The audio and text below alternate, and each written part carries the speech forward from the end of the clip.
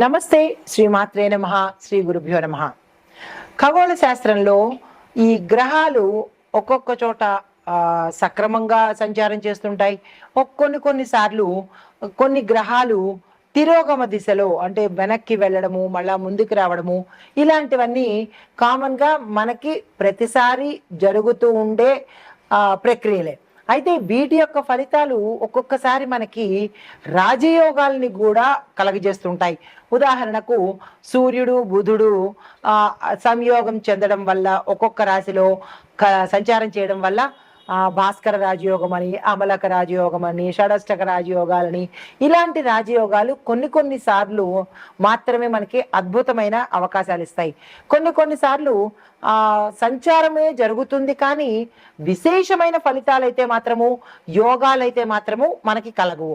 అలాంటిదే ఇప్పుడు ఇక్కడ మనకి శని బుధులు తిరోగమనంలో అంటే వెనక్కి వెళ్లే సంచారం చేస్తున్నారు. అది జూలై 13వ తారీఖున మొదలుపెట్టి శని మీన రాశిలో తన తిరోగమన దశలో అంటే తిరిగి మళ్ళా వెనక్కి వెళ్లే దశలో సంచారం మొదలుపెట్టాడు.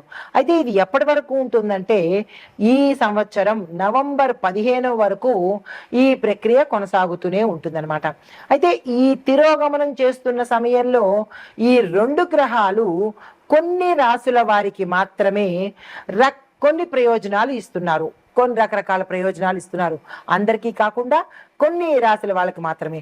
అయితే ఆ ప్రయోజనాలు ఎలా ఉండబోతున్నాయి అంటే ఎప్పటి నుంచో డబ్బులు మనకి రాకపోవడము, ఎవరు ఇవ్వకుండా ఇబ్బంది పెట్టడము, మన దగ్గర నుంచి తీసేసుకుంటారు కానీ తిరిగి మళ్ళీ వాళ్ళు ఇవ్వడానికి ఇబ్బంది పెడతారు. అలాంటి ఇబ్బందులు ఈ సమయంలో తొలగిపోయి మీకు రావాల్సిన సొమ్ము చేతికి అందుబాటులోకి రావడము, దీంతో పాటు ఈ శని బుధుల యొక్క తిరోగమన సంచారం వల్ల లబ్ధి పొందే రాసులు మనం తెలుసుకుందాము. అసలు ఈ శని తిరోగమనంలో ఏమిటి ఫలితాలు ఉండబోతున్నాయి, ఏ రాసుల వాళ్ళకి ఎలాంటి ఫలితాలు ఇస్తారు అనే అంశాన్ని మనం ఇప్పుడు సవివరంగా తెలుసుకుందాం. తదుపరి రాశి తులారాశి. ఈ తులారాశికి శని తిరోగమనము 5వ ఇంట జరుగుతోంది. 5వ ఇల్లు అంటే మనకి సంతానము, విద్య, ప్రేమ. వీటి యొక్క ఫలితం ఎలా ఉండబోతోంది అంటే కనుక ప్రేమ సంబంధాలు విఫలమవుతాయి, అపార్థాలకు దారితీస్తాయి, విడిపోయే అవకాశాలు కూడా ఎక్కువగా కనబడుతున్నాయి.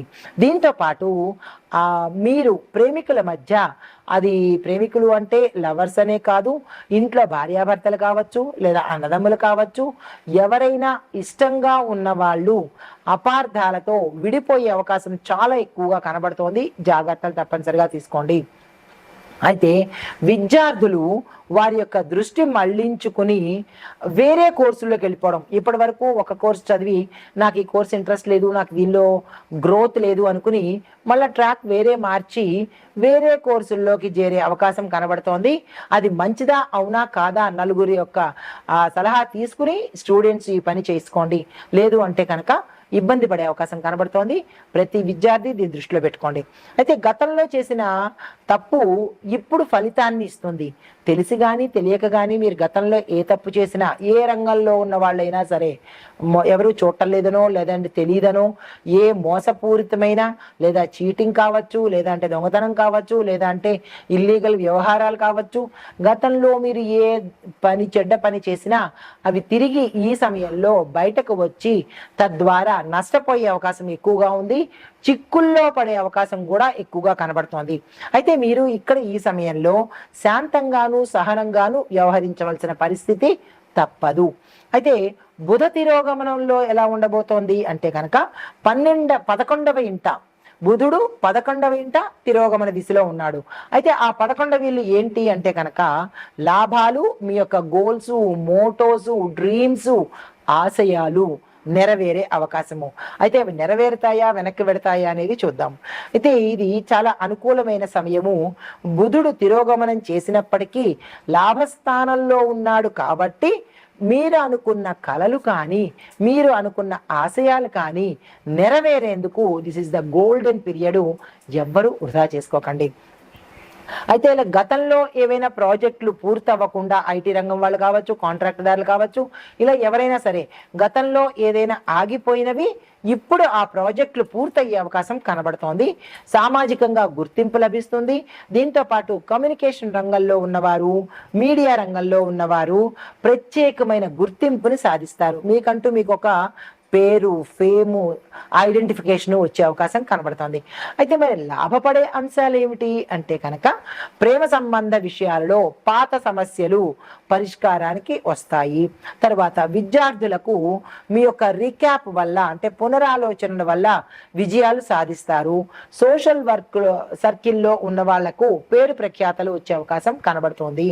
దీంతో పాటు పాత విధులు అంటే పాత నిధులు అంటే మీరు గుప్త నిధులు అంటారు కదా, అలాంటివి ఏవైనా మీకు తిరిగి ఫండింగ్స్ కానీ లేదా ఆకస్మిక ధనం కానీ ఇలాంటివి ఏమైనా తిరిగి వచ్చే అవకాశము. దీంతో పాటుగా మీకు వ్యాపారంలో లాభాలు వచ్చే అవకాశం చాలా ఎక్కువగా కనబడుతోంది.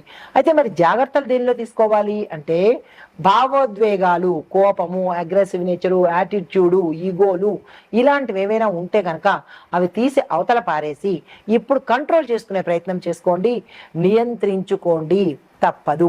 అయితే సంతానం యొక్క ఆరోగ్యం పట్ల శ్రద్ధ వహించండి. వారి యొక్క అనారోగ్య స్థితి మీకు ఎక్కువగా ఇబ్బంది పెట్టేటట్టుగా కనబడుతోంది. తర్వాత వాగ్వాదాలకు వెళ్ళవలసి వస్తే ఫైటింగ్ కానీ తగాదాలకు కానీ లేదంటే వాదనలో కానీ వెళ్ళినట్టయితే మీ పరువు పోయే అవకాశం ఉంది. కాబట్టి వాదనకు దూరంగా ఉండే ప్రయత్నం చేసుకోండి. అయితే మీకు చెప్పదగిన పరిహారము శని గ్రహానికి శాంతి కోసము శని భగవానుడికి శనివారం రోజు తైలాభిషేకం తప్పనిసరిగా చేయించుకోండి.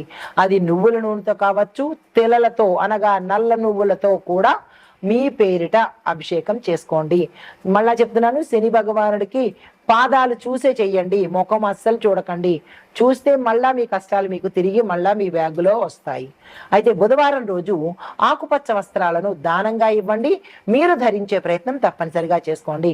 కాయగూరలు కావచ్చు, బట్టలు కావచ్చు, ఏదైనా మీ శక్తి కొద్దీ దానంగా ఇచ్చుకోండి. ఇచ్చి ఈ రెండు యొక్క గ్రహాలు అంటే శని భగవానుడిది, బుధ భగవానుడి యొక్క అనుగ్రహాన్ని తప్పనిసరిగా పొందండి. నమస్తే.